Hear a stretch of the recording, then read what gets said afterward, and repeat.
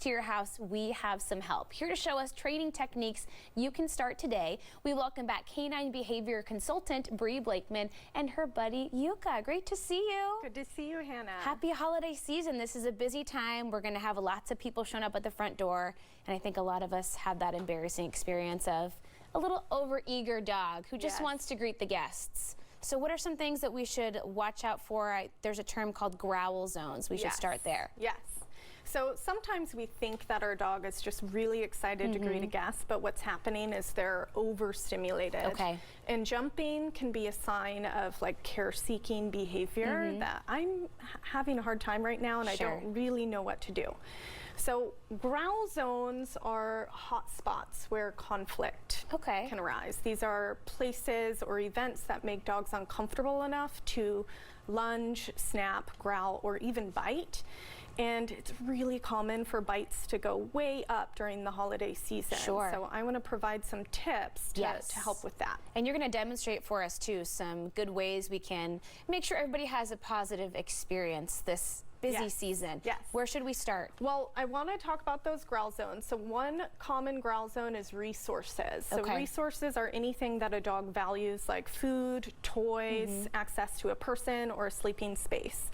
And asking dogs to navigate resources around other dogs and strange people is a common area of conflict. So anytime our dogs have a resource, we want to put them away in a comfortable alone zone with that resource to prevent issues. Another common growl zone is going to be tight spaces. So anywhere that our dog's flight option is removed.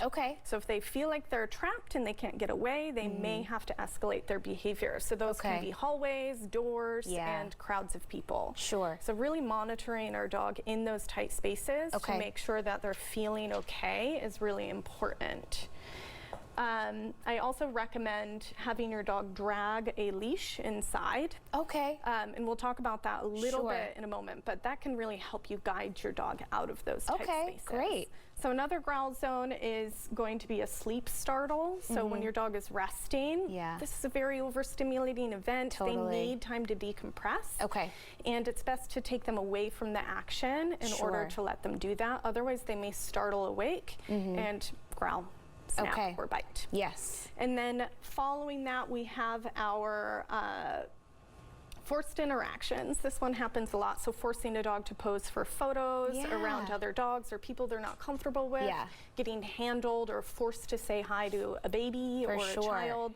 These aren't things that any dog is going to really enjoy without a lot of experience and structure around that. So we definitely want to discourage forced interaction. So those are some things to watch out for, and then you have some great tips to help us navigate all those situations. Absolutely. So again, for resources, putting your dog away using baby gates or these play little pens. pens, you can kind of fully encapsulate the space. My dog has one of these, and it's totally his zen area. He just will relax in there. Yeah, so if you can, having baby gates at different entry points is really valuable. Otherwise, a playpen or a crate that your dog really associates with calm and good times. It's been really positively charged is ideal. Again, having your dog tethered either to you on a leash or to a couch away from the action. It's all about preventing them from having to growl, having to express discomfort by giving them space. Does the sensation of them just being on a leash, even if they're just dragging it, does that do something for them? It can for some dogs. It can be a cue to focus on you more. But during all of this, we really want to be providing them with valuable information about what to do using positive reinforcement, using treats. So capturing and rewarding really desirable behaviors. If they greet that guest and don't jump, mark and treat it, or just offer them a treat. If they relax, like my dog Yuka is doing here, you want to make sure to give them feedback. I like that. I like what you're doing, and you want to give it often.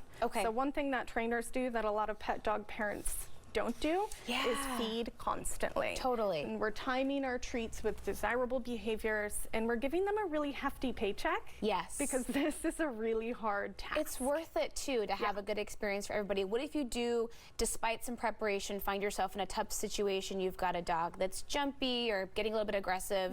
How can you kind of calm things down? Yeah, so what I would do is I would get some kind of chew or puzzle toy, like you see in here. We've got a snuffle mat.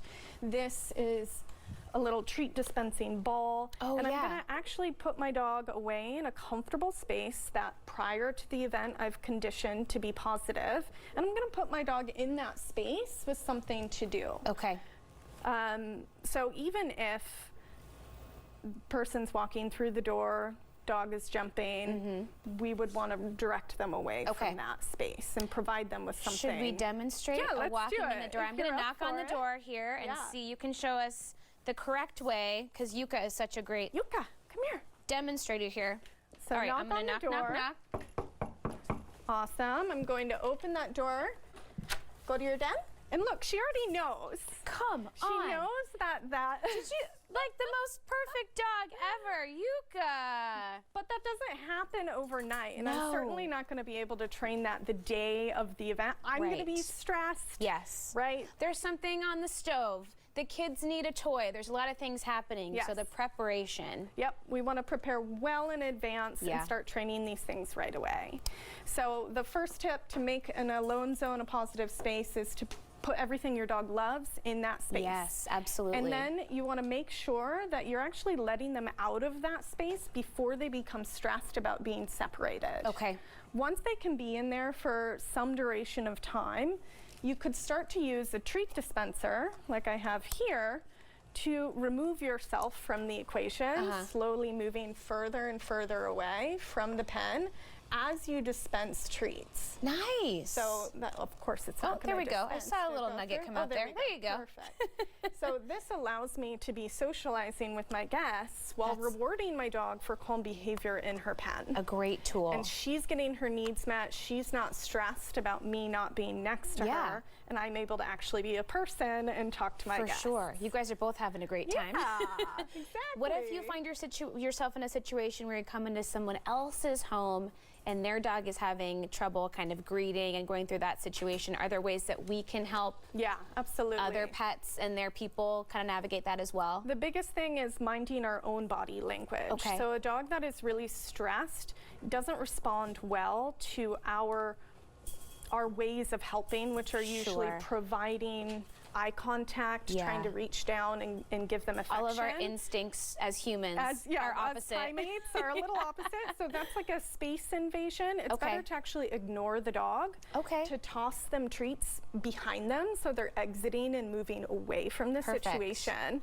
But don't talk to them. Don't tell them, hey, you're a good boy. Like they don't want any more attention.